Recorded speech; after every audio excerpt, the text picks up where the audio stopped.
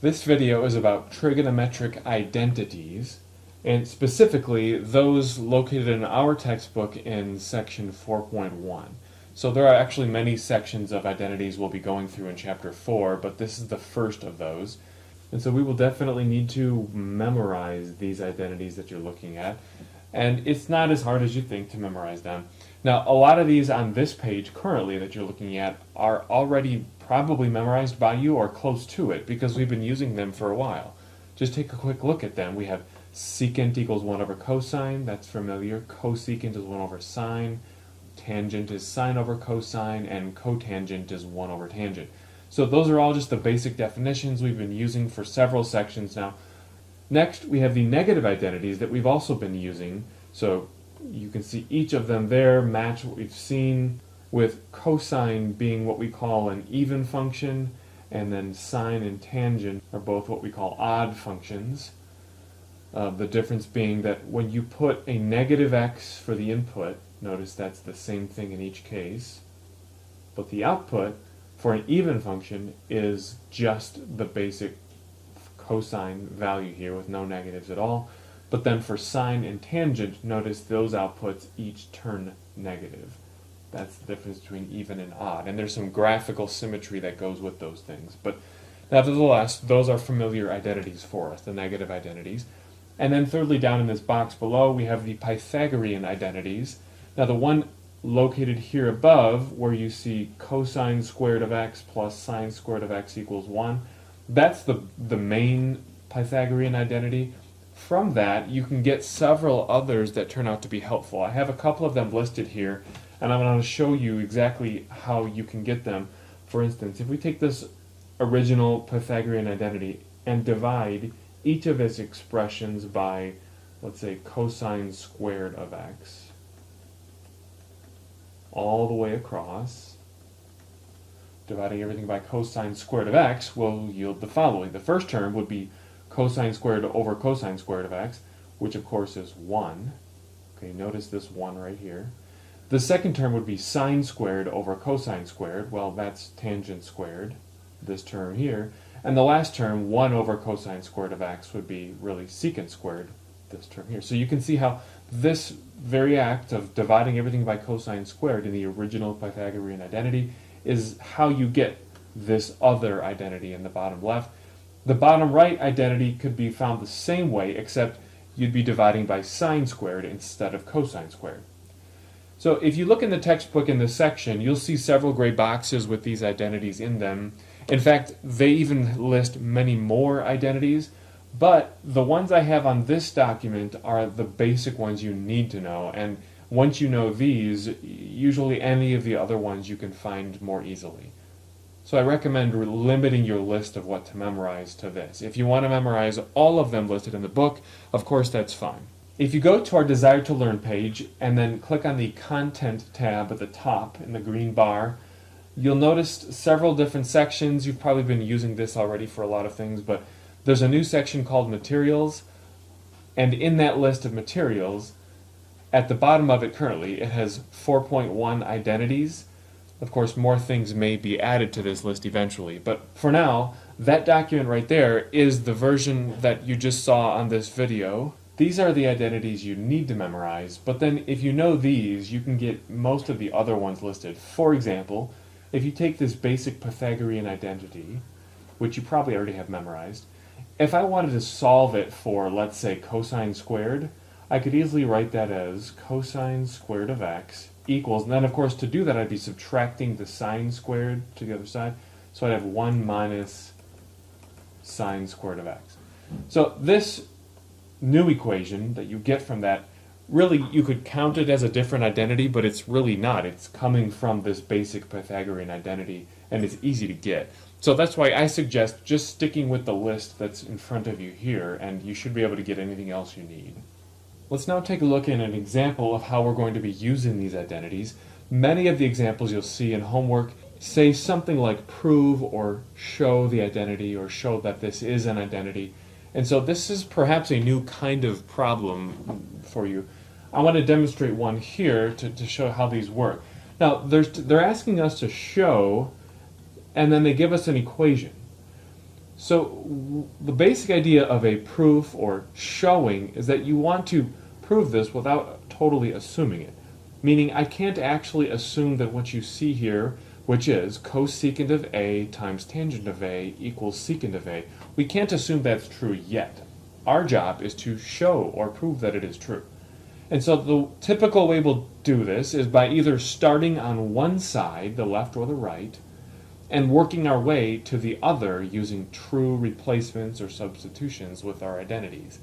Now, it's also a strategy sometimes to start on both sides, as we'll see, but for now we'll stick with just starting on one side.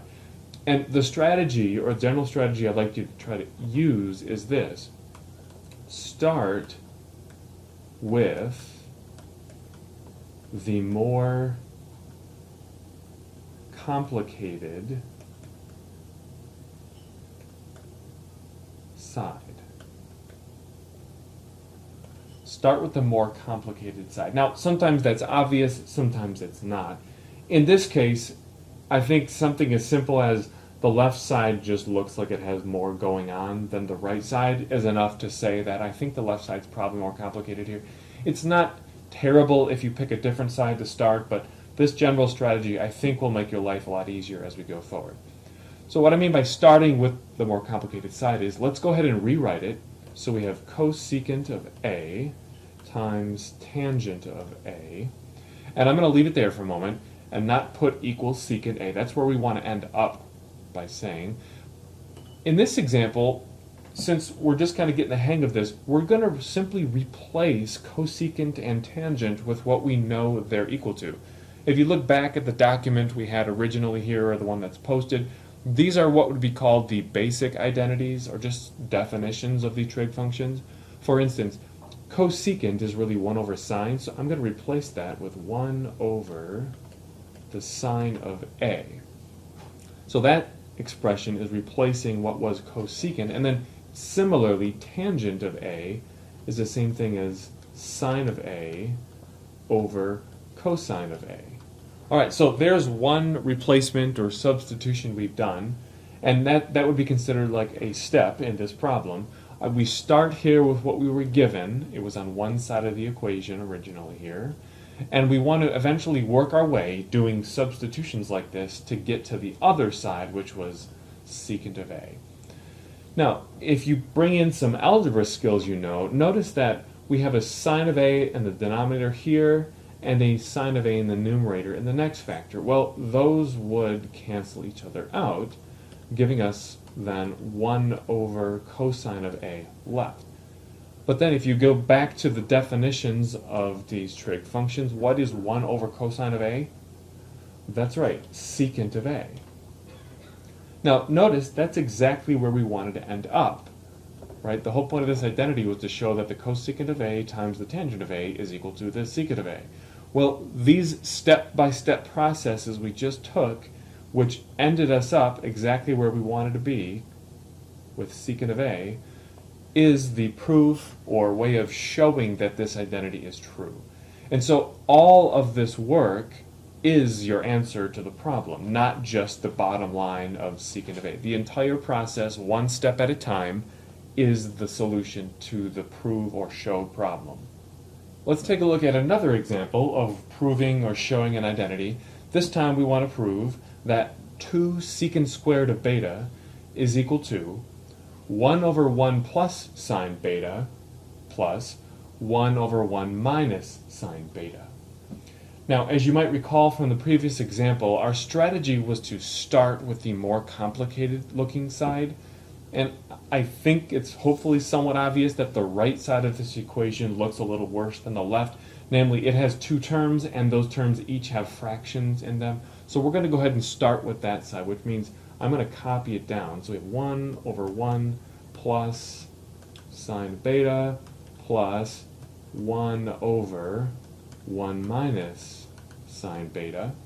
A good strategy anytime you're starting with separate terms that are fraction is to combine the fractions. So I'm going to note that here. A good strategy is to combine fractions. Because as these problems go, remember, we have to take this one small step at a time to connect these two equation sides that we start with originally, right? We picked the right side this time to start with. We need to work our way all the way using true statements to the left side and end there. Now, sometimes it's not obvious how that journey is going to go. So just starting with the more complicated side is a good way to begin. And combining fractions is a good thing to do if you don't know what else to do. So, of course, combining fractions involves a least common denominator, or LCD. And for these two fractions, that would turn out to be 1 plus sine beta times 1 minus sine beta. And so we're just going to do some basic common denominator work. This is more algebra than it is trigonometry. I want to rewrite both of these fractions with that LCD. So we'll do that as our second step. In fact, I'm going to consider the first fraction. If you multiplied it on both top and bottom by 1 minus sine beta, which would be the step of getting the common denominator here, we'd end up with 1 minus sine beta in that numerator. The similar thing could happen to the right fraction, except this one I'd be multiplying by 1 plus sine beta, top and bottom. Alright, so the resulting numerator in the second fraction would be, plus is in between the fractions, and then 1 plus sine beta. Of course, that would all be over our common denominator now of 1 plus sine beta times 1 minus sine beta. So there we have it. We've done a step of combining the fractions, and we did it by using an LCD. Now, let's do a little simplification of what's left. Notice in the numerator, we have some like terms to combine. In fact, notice there's a negative sine beta and a positive sine beta that would actually cancel each other out. So we'll just cross those out. Now that would leave us with a numerator of 1 plus 1, or 2. So we have 2 over 1 plus sine beta times 1 minus sine beta. That's just our LCD there repeating. Remember, our goal is to eventually get to the other side of this original equation, which is 2 secant squared of beta. It may still not be that obvious as to how we're going to get there, but let's just take it one step at a time. The denominator that you see here is 1 plus sine beta times 1 minus sine beta. Do you recognize that form from algebra, specifically in factoring? In fact, I'll write out the general form here. Do you remember this? A plus b times a minus b is equal to, that's right, a squared minus b squared. It's called a difference of two squares, and it's a standard factoring. You could call this a formula, I guess, from algebra. And so can you tell that what you see in the denominators here are actually kind of like these factored forms, the a plus b, a minus b? Hopefully. So in that case, what we'll do is rewrite this in that way. So the numerator is still 2, but this denominator, if I assume this to be like a plus b and a minus b, I know that the factored or unfactored form of it will be a squared minus b squared. Well, a is 1, so that's 1 squared is 1, minus b squared. Well, b is sine of beta, as you can see here, so that would be sine squared beta. Alright, so what we're left here with is 2 over 1 minus sine squared beta. Now, you might want to start to recognize 1 minus sine squared beta, or similarly 1 minus cosine squared beta. Those fit into our Pythagorean identities. So if you look back at those formulas, you'll notice that this is one of the extra ones you could use in the book. Or, just to refresh you on this, remember if cosine squared of, I'll use beta since that's what's being used here, plus sine squared of beta equals 1. That's our Pythagorean identity. But if I were to solve that for cosine squared, I'd be subtracting sine squared from both sides. So really I could say then that cosine squared beta would be equal to 1 minus sine squared beta. And what do you know? This is exactly what we're seeing in our problem right here. So I can replace that with what we know it's equal to, which is cosine squared of beta. Let's go ahead and do that and continue this expression one more step. it'll now be written as 2 over cosine squared of beta. But then 1 over cosine is secant, and so 1 over cosine squared is secant squared, which means this is really 2 secant squared of beta. Notice that's exactly where we wanted to end up. And so all of this work, with all this stuff over here in quotes as our helping identities, all this work, starting where we had originally here, what we said was the most complicated side, and then traversing through all these steps to the very end, which is where we wanted to end, this is our demonstration or proof of the given original identity.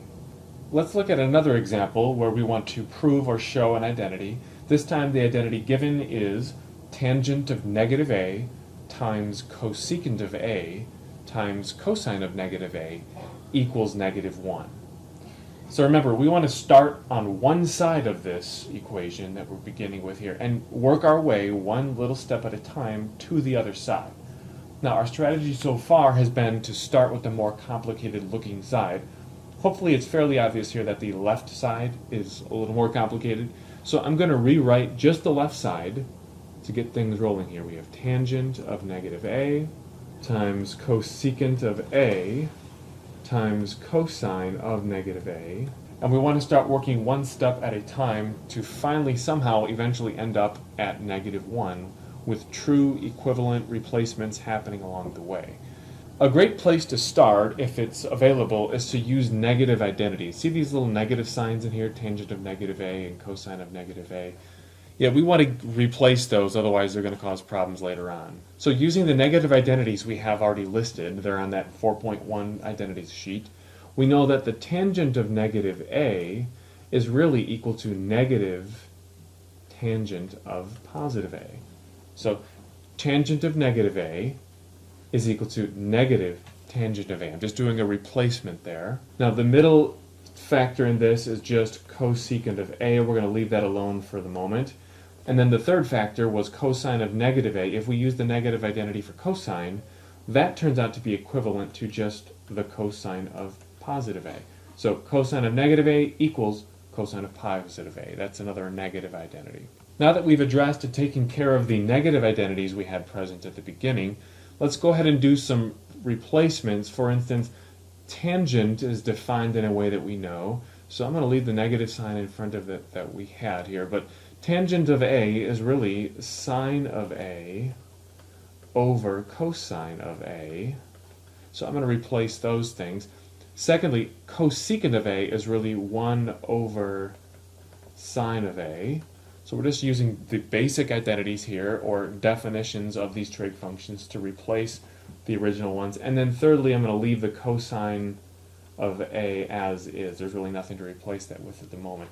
But now watch what happens. Algebraically, notice we have a sine of a on the top of this fraction, and then at the bottom of the next. So those sine of a's would cancel. Similarly, since we're multiplying all these fractions, we can cancel things like this. Cosine of a at the bottom here will cancel with the cosine of a at the top over here on the right. Now what's left when you cancel everything? Well, they would all turn into 1s. Notice though there's a negative sign way out in front, so ultimately this all turns into -1. And notice that's exactly what we were hoping to get for this identity. Now as you've noticed, hopefully me doing until now, at the end of an identity or a proof, it's common for you to see like a solid little square colored in.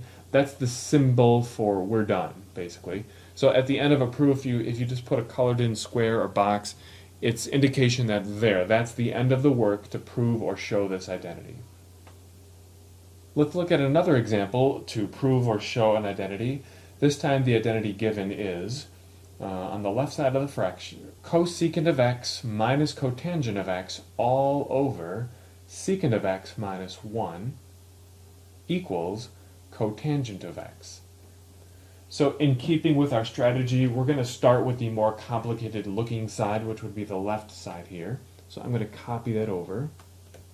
Cosecant x minus cotangent x all over secant of x minus 1.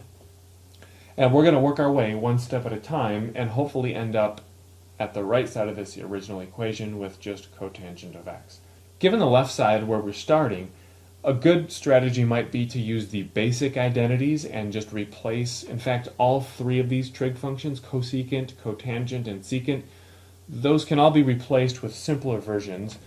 So let's go ahead and do that. For instance, cosecant of x is really 1 over sine, so I'm going to replace that. 1 over sine of x minus, and then it was cotangent up there, but that's really cosine of x over sine of x.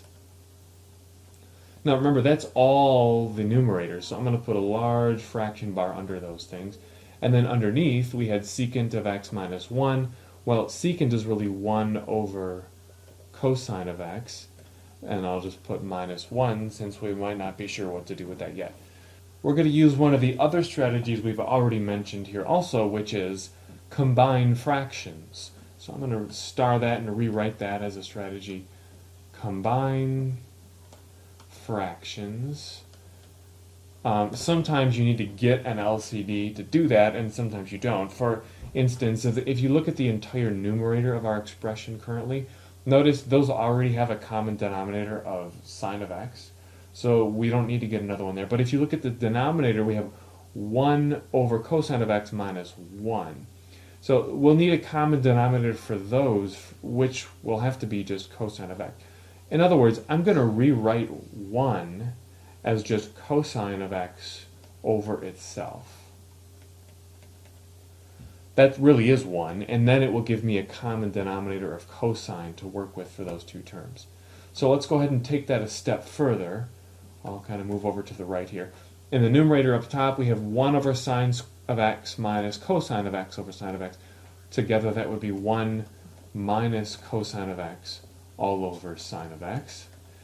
And then if we put our large fraction bar, then underneath, in that denominator, with an LCD of cosines, we'll have 1 minus cosine of x on the numerators, all over cosine of x, the LCD. Now we've turned this expression into something a little bit better, because you'll notice now the major numerator and the major denominator are each only one term, meaning originally, notice they were separated with subtraction signs here, but in combining the fractions, we were able to turn the entire numerator into one fraction and the entire denominator into one fraction, which is actually a lot easier to deal with in what's called a complex fraction, which is what we're looking at with fractions inside of fractions.